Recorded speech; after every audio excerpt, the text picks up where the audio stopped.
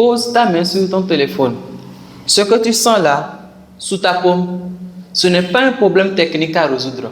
C'est une loi de l'univers qu'aucun ingénieur, aussi génial soit-il, chez les Apple, chez Samsung, n'importe où sur cette planète, ne pourra jamais contourner.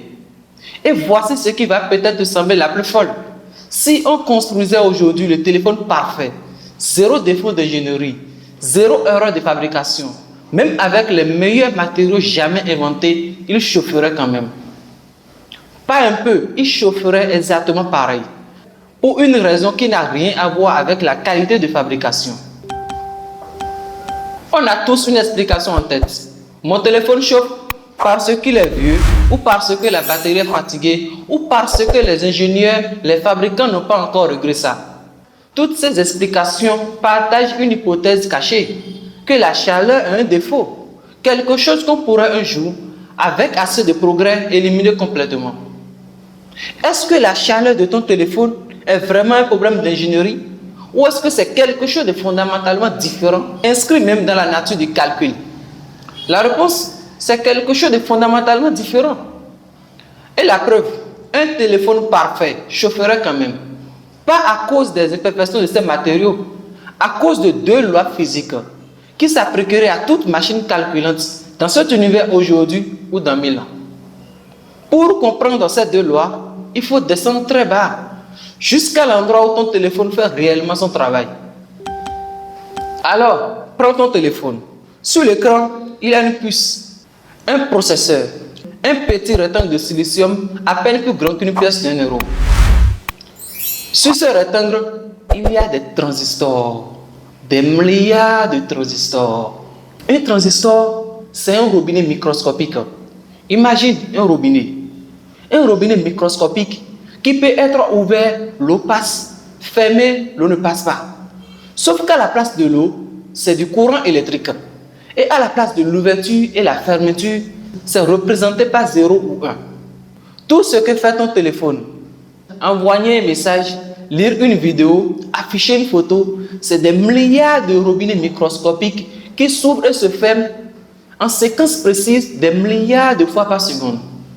Je sais la question que tu te poses là maintenant. Est-ce que ces robinets fonctionnent sans la moindre perte d'énergie? Est-ce que ces transistors, même les plus parfaitement construits possibles, peuvent fonctionner sans la moindre perte d'énergie? La réponse, c'est non. À cause de deux raisons distinctes. La première, tu la connais peut-être sans le savoir. Mais la deuxième va complètement changer ta façon de voir ce que signifie calculer. Commençons par la première. Voici l'image qui m'aide à comprendre ça. Imagine que tu fais passer des billes dans un tunnel étroit. La plupart passent tout droit, mais certains se cognent contre la paroi. Ils ralentissent, rebondissent, perdent de l'énergie cinétique. Mais cette énergie, où va-t-elle? Elle chauffe le tunnel. C'est exactement ce qui se passe à l'intérieur du circuit électrique dans ton téléphone. Les électrons avancent, ils circulent, mais le matériau résiste. Cette résistance convertit une partie de l'énergie cinétique des électrons en chaleur. C'est ce qu'on appelle l'effet Joule, du nom de James Prescott Joule, physicien anglais du 19e siècle, qui a passé toute sa vie à mesurer ce phénomène avec une précision obsessionnelle. Vous vous demandez peut-être, est-ce que c'est uniquement ça qui génère de la chaleur dans mon téléphone? Et la réponse, elle va peut-être vous surprendre. Je tiens à vous rappeler que le PDF qui accompagne cette vidéo est dans la description. C'est gratuit, le lien est en description. Ce n'est toujours pas le processeur qui chauffe votre téléphone. C'est souvent l'écran, car les diodes qui émettent de la lumière en consomment beaucoup. C'est parfois la charge sans fil, moins efficace qu'un câble. C'est le réseau mobile quand il cherche un signal faible. C'est la batterie elle-même quand elle se charge ou se décharge rapidement. Et c'est uniquement là que l'effet Joule entre en scène. Le processeur lui chauffe souvent quand il travaille intensément.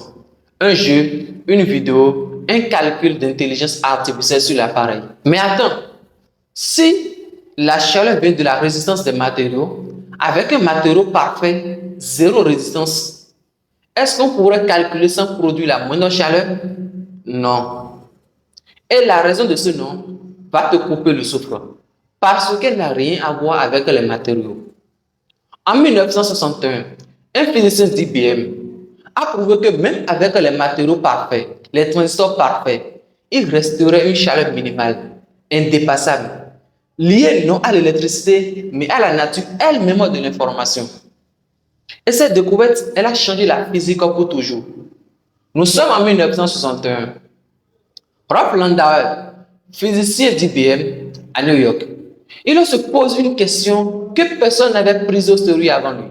Pas une question de coût, pas une question d'ingénierie, pas une question de matériaux, une question de principe pur. Existe-t-il une limite absolue, fixée par la nature elle-même, à la quantité minimale de chaleur que pourrait produire un calcul, peu importe la technologie utilisée? Pour comprendre sa réponse, voici une image qui va vous aider. Et je veux que vous visualisez ça vraiment. Imagine que tu as une pièce de monnaie enfermée dans une boîte noire. Tu ne sais pas si elle est sur face ou sur pile. Tu as deux possibilités, face ou pile. En informatique, on appelle ça un bit d'information. Mais si tu décides d'effacer cette incertitude, c'est-à-dire forcer la pièce à être toujours sur face, peu importe sa position initiale, tu viens de passer de deux possibilités à une possibilité. Tu viens d'effacer de l'information. Vous, en train de m'écouter, vous pensez vraiment que ça, effacer cette incertitude de la pièce dans une boîte imaginaire peut vraiment produire de la chaleur dans un monde réel? Est-ce que effacer une information a un coût physique réel, mesurable un jour? Oui.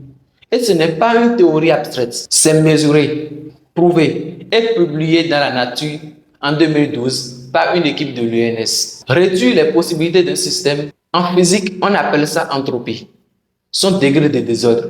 Si l'entropie d'un système diminue, celle de son environnement doit obligatoirement augmenter. Ça veut dire concrètement qu'une chaleur doit être obligatoirement libérée quelque part dans l'univers chaque fois qu'on efface une information. Landauer a chiffré ce minimum. À une température ambiante, effacer un bit d'information coûte 3 à 10 puissance moins 21 jours.